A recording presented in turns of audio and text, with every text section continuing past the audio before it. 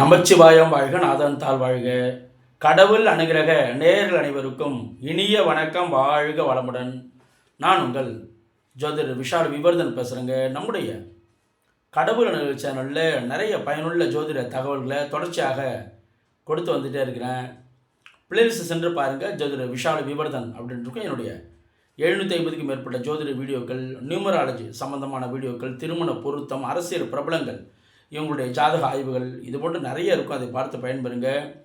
என்னிடம் ஜாதகம் பார்க்க ஸ்க்ரீனில் தெரியக்கூடிய 6381573180 என்ற நம்பர் மூலமாக வாட்ஸ்அப் மூலமாக ஆன்லைன் மூலமாக ஜாதகம் அனுப்பி ஜாதகம் பார்க்கலாங்க. நம்ம இன்றைக்கி என்ன பதிவு பார்க்க போகிறோம் அப்படின்னாங்க, ஒருவர் ஜாதகம் பார்க்குறாங்க. இது போல் நான் வழக்கறிஞராக பணியாற்றிட்டுருக்கேங்க. எனக்கு ஜட்ஜாகக்கூடிய அமைப்பு இருக்கின்றதா அப்படின்னு கேட்குறாரு. அவருடைய ஜாதகத்தை நம்ம உதாரண ஜாதகமாக இந்த பதிவில் தெளிவான விளக்கமாக பார்க்கலாங்க. பொதுவாகவே ஒரு ஜாதகத்தில் வழக்கறிஞராக இருக்கக்கூடிய அமைப்பு அப்படின்னு பார்க்கும்போது திரு ஆதித்ய குருஜி ஐயா அவருடைய, என்னுடைய குருநாதர் அவருடைய விதி என்ன சொல்கிறாங்க, ஒரு ஜாதகத்தில் ராசி லக்னத்துக்கு 2ஆம் இடத்தோடு சனி சுபத்துவமாய் தொடர்பு கொண்டால், ஏன்னா வாக்குஸ்தானத்தோடு வாக்கால் பிழைக்கக்கூடிய தொழில் என்று சொல்லக்கூடிய வக்கீல் தொழிலில் பிரகாசமாக இருக்கலாம் அப்படின்னு சொல்கிறாங்க. அப்போ இந்த விதி ஒரு ராசிக்கு லக்னத்திற்கு 2ஆம் இடத்தோட சனி இருக்கணும். அதே நேரத்தில் அந்த சனி பார்க்கணும். அவர் சுபத்துவமாய் தான் தொடர்பு கொள்ளணும். சனி இருக்கலாம் அல்லது பார்க்கலாம். இந்த அமைப்பு வழக்கறிஞர் விதி. அதே போல் ஜட்ஜாகக்கூடிய அமைப்பு என்ன, எல்லா வழக்கறிஞர்களும் ஜட்ஜ் ஆகிறாங்களா? இல்லை. அல்ல அது போன்ற ஆர்வம் அவங்களுக்கு இருக்கா? இல்லை. வழக்கறிஞராக இருக்கணுங்கிற ஆர்வம் இருக்கும், ஆனால் ஜட்ஜ் ஆகணுங்கிற ஆர்வம் இருக்காது. அதில் சில பேருக்கு தான் ஜட்ஜ் ஆகணும் அப்படிங்கிற ஆர்வம் வருது. அது எதனால் வருது? அதற்கு என்ன விதி? ராசி லக்னத்திற்கு 10ஆம் இடத்தோடு குரு தொடர்பு கொள்ளுதல். குரு 10ஆம் வீட்டோடு தொடர்பு கொள்ளும்போது அந்த நீதிபதியாகக்கூடிய ஒரு அமைப்பானது அந்த ஜாதகத்துக்கு ஏற்படுது. அப்போ இந்த ஜாதகம் கேட்கும்போது ராசி லக்னத்துக்கு என்னுடைய ஜாதகத்தில் அது போன்ற அமைப்பு இருக்கின்றதா, வழக்கறிஞராக இருக்கக்கூடிய என்னுடைய ஜாதகத்தில் ஜட்ஜாகக்கூடிய நீதிபதியாகக்கூடிய அமைப்பு இருக்கின்றதா அப்படின்னு இந்த ஜாதகர் கேட்குறாங்க. இந்த ஜாதகருடைய ஜாதகத்தை இப்போ பார்ப்போம். இவர் பிறந்த தேதி அப்படின்னு பார்த்தீங்கன்னா கரெக்டாக 2/9/2000 பிறந்திருக்காங்க. இரவு மணி 9:15 சேலத்திற்கு அருகில், அதாவது சேலம் மாவட்டத்தில் பிறந்திருக்காங்க. ஜாதகரை பொறுத்த வரைக்கும் அவருடைய லக்னம் மேஷ லக்னத்தில் பிறந்திருக்காரு. 2ஆம் இடத்துல சனி குரு, 3ஆம் இடத்துல ராகு, 4ஆம் இடத்துல செவ்வாய் அமர்ந்திருக்காரு. 5ஆம் இடத்துல சூரியன் புதன், 6ஆம் இடத்துல சுக்கிரன், 7ல் சந்திரன், 9ஆம் இடத்துல கேது அமர்ந்திருக்காரு. பிறந்த காலங்களில் ராகு தசை 11 வயசு 5 மாதம் வரைக்கும் ராகு தசை. அதற்கு பிறகு வந்த தசை குரு தசை. தற்போது குரு தசை நடந்துகிட்டு இருக்கு. இந்த குரு தசைக்கு பிறகு இந்த ஜாதகருக்கு சனி தசை ஆரம்பிக்கும். சனி லக்னத்துக்கு 2ஆம் இடத்துல சுபத்துவமாக இருக்கார். எப்படி? குருவோட மிக நெருக்கமான இணைவில், குருவோட இணைவில் அமர்ந்து சனி சுபத்துவம். சனியோடு குரு இணைந்ததுனால குரு சற்று பாவத்துவம் இருந்தாலும் சுக்கிரனுடைய வீட்டில் இருக்கனால ஒன்றும் கடுமையான பாவத்துவம் இல்லை. மேஷ லக்னத்திற்கு குரு நல்லவர் தான், குருவோட தசை நடக்குது. இருப்பினும் சனியோட இணைவால் அவர் சற்று பாவத்தம் அடைந்திருக்கின்றார். அப்போ இவருடைய ஜாதகத்தில் குரு தசை என்பது நார்மல் தசையாக தான் இருக்கும். சனி தசை என்பது அற்புதமான தசையாக இருக்கும். ஏன்னா சனி சுக்கிரனுடைய வீட்டில் குருவோட இணைவில் சுபத்துவம். தற்போது இந்த ஜாதகர் இருக்கிறது வழக்கறிஞராக பணியாற்றிட்டு இருக்காங்க. ஜட்ஜுக்கான அந்த படிப்பையும் படிச்சுட்டு இருக்காங்க. அப்போ இந்த ஜாதகரை பொறுத்த வரைக்கும் இவர் கேட்குறது, லக்னாதிபதி எனக்கு நீச்சம் ஆகிட்டாருங்க சார், 4ஆம் இடத்துல செவ்வாய் நீச்சம், லக்னாதிபதி நீச்சம் ஆகிட்டாருங்க சார், இதனுடைய பலன் என்ன அப்படின்னு கேட்குறாரு. லக்னாதிபதி நீச்சம் கிடையாது, நீச்ச பங்கம் தான். அது எப்படி நீச்ச பங்கம்? லக்னத்திற்கு 4ஆம் இடத்துல செவ்வாய் அமர்ந்தாலும் அந்த செவ்வாய்க்கு கேந்திரத்தில் சந்திரன் அமர்ந்திருக்காரு. சந்திர கேந்திரத்தில் தான் செவ்வாய் இருக்கார். அதாவது லக்னத்திற்கு நேர் 7ஆம் இடம், துலாம் ராசி, சுவாதி நட்சத்திரம். அப்போ செவ்வாய்க்கு கேந்திரத்தில் தான் சந்திரன் இருக்கார். அந்த சந்திரனும் வளபிறை சந்திரன். வளபிறை சந்திரனுடைய வீட்டில் தான் செவ்வாய் இருக்கார். லக்னத்திற்கு 4ஆம் இடத்துல செவ்வாய் நீச்சம் அல்ல, நீச்ச பங்கம் தான். இன்னொரு அமைப்பு, செவ்வாய் நவாம்சத்தில் மீனத்தில் சுக்கிரனினுடைய இணைவில், நவாம்சத்தில் நல்லா இருக்கார். யார்? செவ்வாய். அப்போ லக்னாதிபதி மேஷ லக்னத்தின் அதிபதியான செவ்வாய் இந்த இடத்துல நீச்சம் கிடையாது, நீச்ச பங்கம். பொதுவாக ஒரு ஜாதகத்தில் லக்னாதிபதி நீச்சமாகி நீச்ச பங்கமானாலும் 40-42 வயதுக்கு பிறகு பெரிய ஒரு அபரிமிதமான வளர்ச்சி அவங்களுடைய வாழ்க்கையில் இருக்கும். அதற்கு தகுந்தாப்புல அந்த தசாபத்தி அவங்களுக்கு சப்போர்ட் பண்ணும். இதில் நீங்கள் பார்த்தீங்க அப்படின்னா லக்னத்திற்கு 6ஆம் இடத்துல சுக்கிரன் நீச்சமாக இருக்காருங்க சார் அப்படிலாம் சொல்கிறார்.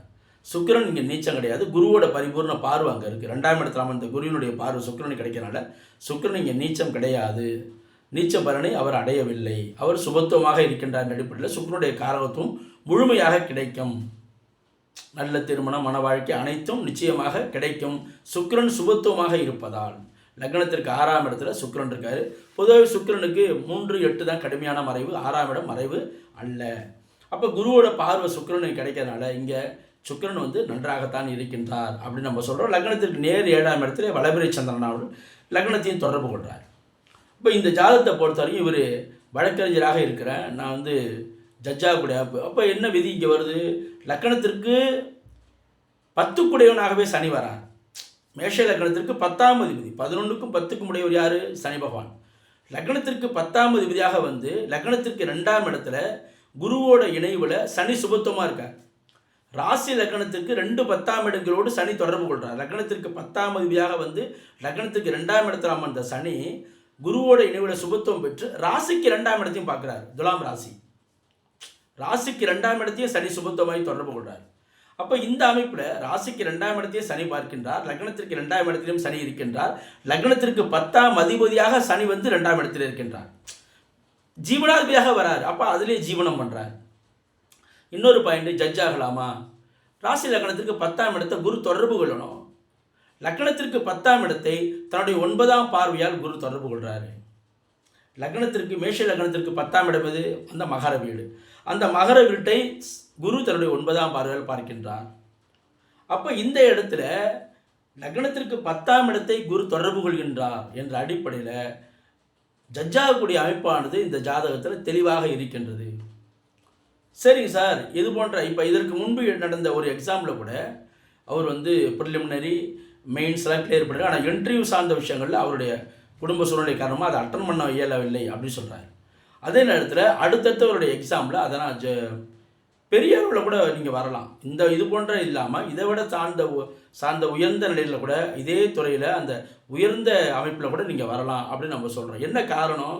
அடுத்தது அதை தீர்மானிக்கக்கூடிய அளவில் அவருக்கு சனி தசை வருது. சனி 19 வருஷம் தசை நடத்த போகிறார். சனி குருவோட இணைவில் சுக்கிரனுடைய வீட்டில் சுபத்துவமாக இருக்கார். நவாம்சத்துலையும் பார்த்தீங்கன்னா அந்த சனி வந்து மீனத்தில் தான் இருப்பார். அப்போ சனி வந்து இந்த இடத்துல இந்த ஜாதகத்தில் அதிகப்படியான சுபத்துவமாக இருப்பதனால அடுத்தவருடைய சனி தசை என்பது ஒரு யோக தசையாக இருக்கும். மேஷ லக்னத்திற்கு 10க்கும் 11 கூடியவராச்சே சுபத்துவமான நிலையில் அவர் நன்மையை செய்வார். துலாம் ராசிக்கு யோகாதிபதி சனி. மேஷ லக்னத்திற்கு 10க்கும் 11 கூடிய சனி சுபத்துவமான நிலையில் இருப்பதால் நிச்சயமாக இந்த சனி தசை யோக தசை தான். அடுத்தது புதன் தசை வருது, அது நல்லா இருக்குமா? புதன் இங்கே லக்னத்திற்கு 5ஆம் இடத்தில் அமர்ந்து 6ஆம் வீட்டிற்கு 12இல் மறைந்திருக்கின்றார். 6ஆம் ஆதிபத்தியத்தோட பலன் செயல்படாது. 6ஆம் வீட்டிற்கு 12இல் மறைந்து 5ஆம் இடத்துல இருக்கார். அப்போ இந்த ஜாதகத்தை பொறுத்த வரைக்கும் மேலும் மேலும் வளர்ச்சியான அமைப்பு உண்டு. அப்போ சுக்கிரன் நன்றாக இருக்கிறாரா? குருவினுடைய பரிபூர்ண பார்வையில் சுக்கிரன் இருக்கார். அப்போ அதே நேரத்தில் தற்போது திருமணத்துக்கான அமைப்பு இருக்கா அப்படின்னு கேட்கும்போது கூட நம்ம என்ன சொல்கிறோம்? இல்லை, குருவோட சனி இணைஞ்சிருக்கார். சனி லக்னத்திற்கு 11ஆம் அதிபதி. 11ஆம் அதிபதி 3, 7, 11ஆம் அதிபதி திருமணத்தை கொடுப்பாங்க. சனி தசை தொடங்கட்டும். சனி தசையில் புதன் புத்தி திருமணத்தை கொடுப்பார். எப்படி சார்? புதன் 6ஆம் அதிபதி ஆச்சு சார், 6ஆம் அதிபதி திருமணத்தை கொடுப்பாரா? 6ஆம் பாவகத்தோடு அவர் தொடர்பு கொள்ளவில்லை. 6ஆம் வீட்டோடு அவர் தொடர்பு கொள்ளலை. லக்னத்திற்கு 3 குடையவர் 7 குடையவர் 11ஆம் அதிபதியில் திருமணத்தை கொடுப்பாங்க. 3ஆம் அதிபதியாகவும் புதன் வராருல. 3ஆம் வீட்டிற்கு 3 என்பது மறைவு அல்ல, ஓரளவுக்கு சமம். ஆனால் 6ஆம் வீட்டிற்கு 12 என்பது கடுமையான மறைவு. அந்த பாவகத்திற்கே 12 மறைஞ்சிட்டார். அப்போ சனி தசையினுடைய சுயபுத்தி முடிஞ்சு புதன் புத்தியில் திருமண பாக்கியத்தை கொடுப்பார். ஏன் சார் தற்போது சீக்கிரம் கொடுக்க மாட்டார் அப்படின்னா என்ன காரணம்? ராசி லக்னத்துக்கு 2, 7, 8ஆம் இடங்களோடு பாவகரம் தொடர்பு கொள்ளும்போது தாமத திருமணத்தை கொடுப்பார். குருவோட சனி இணைந்து குரு சற்று பாவத்தம் அடைந்திருந்ததால் இந்த நேரத்தில் திருமண பாக்கியம் என்பதுக்கு இல்லாமல் சனி தசையினுடைய சுயபுத்தி முடிஞ்சு புதன் புத்தி தொடங்கும் போது 3ஆம் அதிபதியாக அவர் 5ஆம் இடத்துல தான் இருக்கார். 3ஆம் அதிபதியாகி 5ஆம் இடத்துல இருக்கார். தன்னுடைய 6ஆம் வீட்டிற்கு 12 மறைந்தனால சனி தசை புதன் புத்தியில் நிச்சயமாக திருமண பாக்கியத்தை அவர் கொடுப்பார். எதனால்? ஒரு ஜாதகத்தில் தாமத குழந்தை பாக்கியம் அது போன்ற அமைப்பு இருந்தாலும் திருமணம் வந்து லேட் ஆகும். லக்னத்திற்கு 6ஆம் இடத்துல 7 குடையன் 6ஆம் இடத்துல நீச்சம் பெற்று சுபத்துவம் அடைந்திருக்கின்றார். இருந்தாலும் நீச்சம் பெற்று தானே சுபத்துவம் அடைந்திருக்கின்றார். அப்போ தாம்பத்திய சுகத்தினுடைய அதிபதி என்று சொல்லக்கூடிய சுக்கிரன் நீச்சமடைந்து சுபத்துவமடைந்தால் தாமத தாம்பத்திய அமைப்பு, தாமத திருமணம், இது போன்ற விஷயங்களை தருவார். அப்போனா என்ன அமைப்பு வருது? அப்போ இப்போ இல்லை, 28 29 வயசு நெருக்கத்தில் திருமண பாக்கியத்தை கொடுக்குறாரு. அதற்கு முன்பு ஒரு நல்ல வேலை அமைப்பில் செட்டில் ஆகக்கூடிய தன்மைகளை கொடுப்பாரு.